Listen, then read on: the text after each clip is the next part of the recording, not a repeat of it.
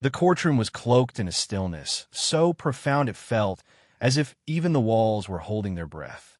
The atmosphere was thick, dense with tension, as though the very air had solidified, making it hard for anyone to draw in a full breath. Every small movement, a shift in a chair, a faint rustle of paper, sounded deafening against the silence. All eyes were locked on the small figure standing inside the witness box. A boy, 7 years old.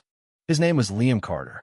Liam stood there, his small hands gripping the wooden railing so tightly that his knuckles had turned ghostly white.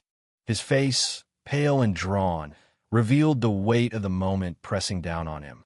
His large, brown eyes darted around the room, searching for something, anything, that would give him the courage to continue. He found it when his gaze landed on his grandmother, sitting at the back of the room. She gave him a small, reassuring nod. At the front of the courtroom, presiding over the trial, sat Judge Helen Whitmore. She was a seasoned judge, known for her composure and fairness. Yet even she leaned forward, her brow creased with concern, her voice soft but resolute as she spoke. "Do you understand why you're here today, Liam?" she asked. The boy gave a slight nod. His bottom lip quivered as he swallowed hard. Then, slowly, his trembling hand rose from the wooden railing. Every eye followed the movement, watching as he pointed directly at a man seated in the front row of the courtroom. "It's him," Liam whispered, his voice barely more than a breath. But it carried through the courtroom like a thunderclap. "He's the one who hurt my mom." A collective gasp rippled through the room. The man Liam pointed at, the man in the police uniform, froze. His name was Officer Brian Kessler. His face went pale, his jaw tightening so hard the muscles visibly twitched beneath his skin. In an instant, Kessler shot to his feet, his chair scraping harshly against the polished wood floor. The noise echoed like a gunshot. "Order," Judge Whitmore commanded, slamming her gavel down hard against the bench. But the damage was already done. Whispers buzzed like angry hornets as people shifted uncomfortably in their seats, staring wide-eyed at the boy who had just pointed an accusing finger at one of their own. Everyone in that room was thinking the same thing. What could a 7-year-old boy possibly know that had brought a decorated police officer to trial for murder? But this wasn't just a case of a child pointing a finger. This was something deeper, something darker. A secret so well hidden it had begun to rot the core of their town. And in just a few moments, that secret was about to come spilling out. The night everything changed. Liam Carter hadn't always lived in fear. He had once been just a regular kid, obsessed with dinosaurs and superheroes. He built forts out of cardboard boxes in his backyard and spent lazy afternoons lying in the grass with his beagle, Rusty. His world had been small, safe, and full of wonder, just Liam, his mom, and their little house on Willow Lane. But that life had ended on a rainy Thursday night. That was the night his mom, Amanda Carter, didn't come home from work. Liam had waited by the window for hours, his breath fogging up the glass as he watched the streetlights flicker through the drizzle. Then, finally, headlights appeared. A police cruiser. Liam had raced to the door, expecting to see his mom step out. Instead, it was Officer Brian Kessler, the same officer who always waved at him when he drove by their house. But that night, Kessler didn't wave. He wore an expression Liam had never seen before. Grim, cold. His uniform was damp from the rain, and there were dark stains Liam hadn't understood at the time. "Your mom was in an accident," Kessler said, kneeling down in front of Liam. His voice was calm, too calm, Liam would realize later. "She didn't make it, son." At 7 years old, Liam knew something wasn't right. He noticed how Kessler's hands trembled, how his voice seemed practiced, like he was reading from a script. And then there was the blood. Liam saw it, just for a moment, on Kessler's sleeve before the officer quickly stuffed his hands into his pockets. But what haunted Liam most was what his mother had told him just days earlier. She'd knelt by his bed one night, tucked him in tight, and whispered, "If anything happens to me, Liam, don't trust anyone, not even the police." The drawing that started it all. For a while after Amanda's death, Liam hardly spoke. His grandmother, Evelyn Carter, took him in and tried to keep life as normal as possible. But there was no returning to normal for Liam. At school, his teacher noticed something strange.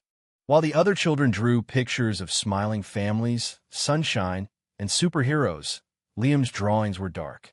One showed a woman lying on the ground beneath angry headlights. Another showed a man in a police uniform standing over her. "Who is that, Liam?" his teacher asked gently. Liam's hands shook as he pointed. "Officer Kessler. He made my mom go away." That drawing was the spark that lit a firestorm. The teacher reported it, and soon Child Protective Services got involved.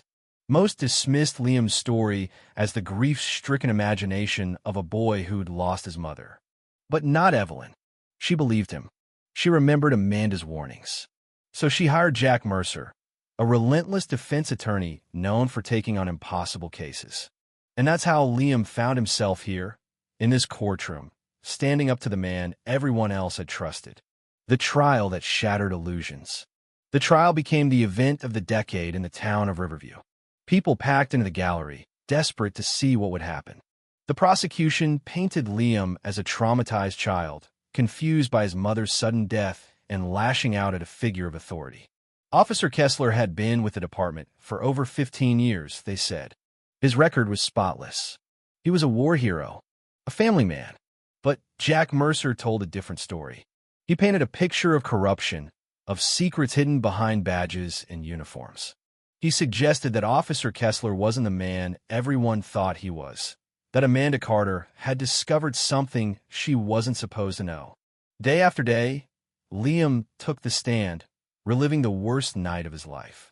He told the court about his mother's warnings, about the night Kessler came to their door with blood on his sleeves. But Mercer needed more than a story. That's when Liam reached into his pocket. "I have something," he said, his voice trembling but clear. He held up a crumpled receipt. "It's from the gas station," he explained. "The night the night she didn't come home. She gave it to me and said to keep it safe. Said it might help if anything happened to her." On the back of the receipt was a license plate number. It matched Officer Kessler's personal vehicle. The room exploded in whispers. This wasn't just a grieving child's wild story anymore. It was evidence. The confession. The courtroom drama reached a fever pitch when Officer Kessler took the stand in his own defense. He was calm, composed. "I try to save her," Kessler said, looking right at Liam. "But sometimes things happen we can't explain." For a moment, Liam felt the doubt creep in. Had he been wrong? Had he accused the wrong man? But then he remembered his mom's words. Don't trust anyone. On the final day of the trial, Jack Mercer revealed security footage from the gas station.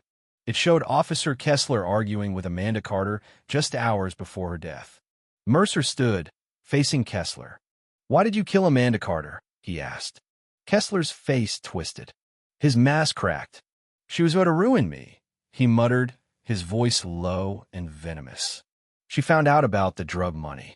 I was taking a cut to keep quiet. She was going to expose me. I couldn't let her." The gallery erupted into gasps and shouts. "You killed her to protect your secret," Mercer pressed. "I didn't mean to," Kessler choked out. "We fought. She fell. I panicked." Liam stared at Kessler, his small hands clenched into fists. "You're a liar," he said softly but firmly. "You hurt her on purpose." The verdict. The jury deliberated for hours. When they returned, the courtroom was silent. The foreman rose. "We find the defendant, Officer Brian Kessler, guilty of obstruction of justice and manslaughter in the death of Amanda Carter." A collective exhale swept through the room. Kessler's face drained of color. His hands gripped the table like it was the only thing keeping him upright. Judge Whitmore's voice was grave. "Officer Kessler, your badge once symbolized trust. Now it stands as a reminder of your betrayal. You are hereby sentenced to 15 years in prison, without the possibility of parole." A small boy, a big victory. As the gavel struck, Liam felt something inside him shift. Relief, yes, but also sadness. Justice had been served, but it wouldn't bring his mother back. Still, as he walked out of that courtroom, holding his grandmother's hand, he felt taller somehow, stronger. He had spoken the truth. He had been brave. And somewhere, he liked to believe his mom was smiling down at him proud. If this story moved you, don't forget to hit that like button and leave a justice served in the comments below. And if you want to see more stories where courage triumphs and truth prevails, check out the playlist on your screen now. You won't believe what happens next. Remember, real change starts with you, one brave step at a time.